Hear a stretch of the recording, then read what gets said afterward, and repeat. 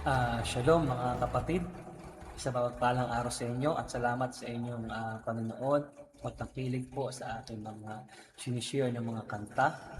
At bago po ko kumanta o i-share po yung isa kong na-compose, nais ko lang po sana magbigay ng pasalamat at patotoo sa Panginoon.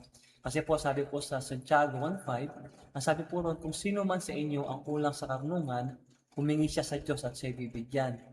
No, ako po ay nagnalangin sa Panginoon. Sabi ko, Lord, bigyan mo naman ako talento sa paggitara. At tinugo naman ng Panginoon, no, hindi lang po ako natuto mag-gitara, kundi natuto rin po ako na mag-compose ng mga kanta. Kaya nga lang, yung aking pong paggigitara ay yung parang puro kaskas lang. Ano po? Kaya tinawag ko po yung aking sarili na kaskaserong musikero. Ano po? Kaskaserong musikero.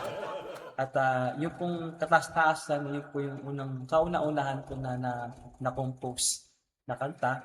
No, kasama ko po si Pastor Lucy na habang kinokompose ko yon, siya yung taga-correct ng mga lyrics.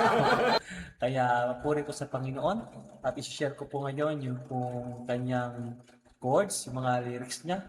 At kung sakali po magustuhan ninyo, ano po, you are most welcome na inyo po ipaawit sa inyo pong mga iglesia. Muli po sa kapurihan ng Panginoon, ano po itong aking ginagawa. Maraming po salamat.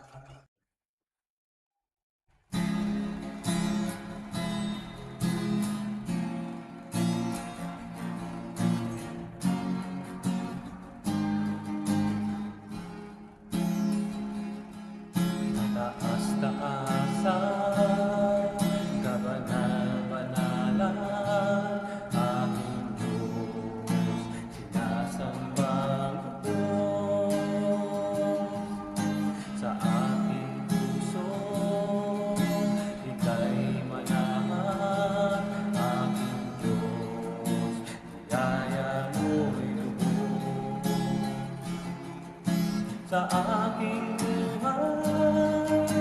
paglilingkuran, sa aking puso'y papupurihan, sa aking buhay pararangalan, sa aking puso ay ikaw lang. Kailanman, O Diyos, di ka nang iiwan. Kailanman, O Diyos, di pinabayaan.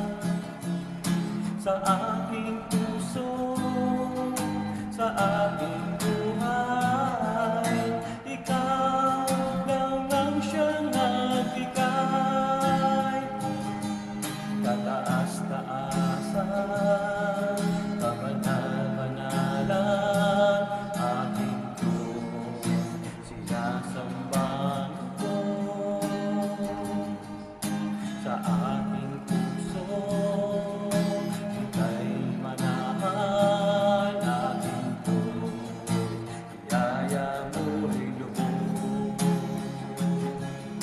sa aking buhay, paglilingkuran, sa aking puso'y papupurihan, sa aking buhay pararangalan, sa aking puso ay ikaw lang.